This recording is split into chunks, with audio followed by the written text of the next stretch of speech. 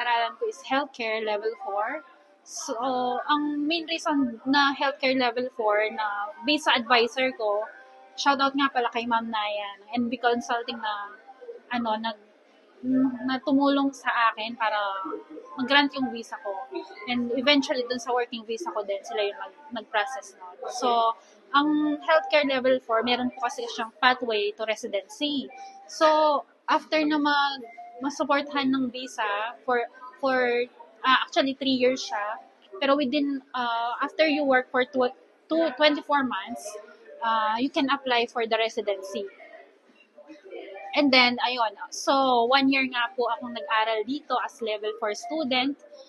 Sa una, hindi siya madali. Kasi nga, wala po akong background sa healthcare. Actually, I'm a bank employee way back in the Philippines. Pero yung sa original plan ko na mag-Canada, nag-aral ako ng caregiver sa atin. Pero, as in, wala talaga akong hands-on on the healthcare side. So, dito na. Nag-aaral ako dito, nagpa-part-time ako, 20 hours per week. Sa una, grabe, hindi ko alam na makakaya ko pala siya kasi napakahirap ng trabaho.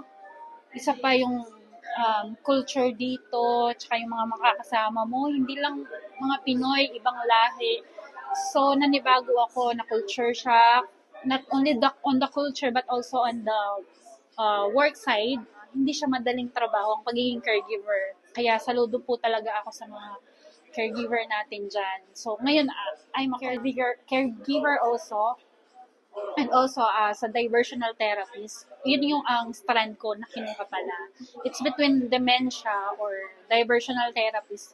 Ang pinili ko po is diversional therapist. Ang diversional therapist, sila po yung nagpapa-activity sa mga residente or yung ayun ang tawag po nila dito, yung mga kliyente nila as residente. So, ayun, kakaibang experience. Kasi it's a very different, masyadong malayo po dun sa banking, and then sa healthcare. Pero ang nagandahan nito, healthcare, it's from the word itself ng caregiver. You give care to the persons na hindi mo kilala.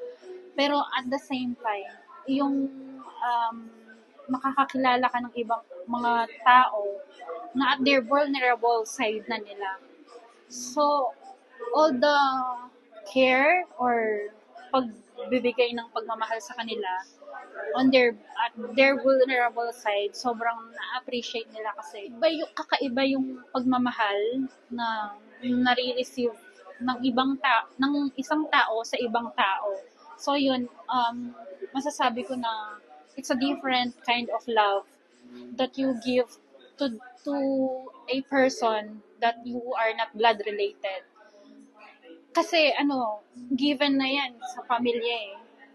It's a natural giving of love when it comes to your family, but when it comes from the other person, it's different and it's special because give a meaningful impact to that person's lives when they're at their edge of life na hindi natin alam. Kasi parang pag nasa dementia ka, sabi nga nung isa kong naging residente, kapag meron kang dementia, parang hindi ka na nabubuhay. Wala ka ng buhay.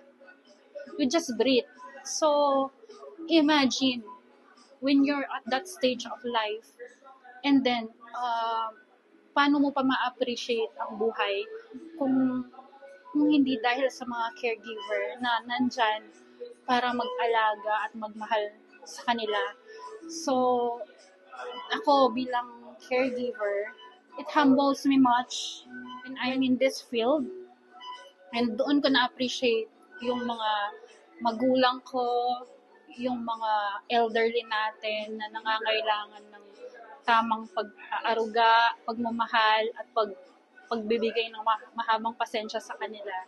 So, ayun, siguro kaya din naging madali yung trabaho dahil gusto ko yung ginagawa ko. Minamahal ko yung mga residente ko kung paano ko sila as a family. I treat them as my own family.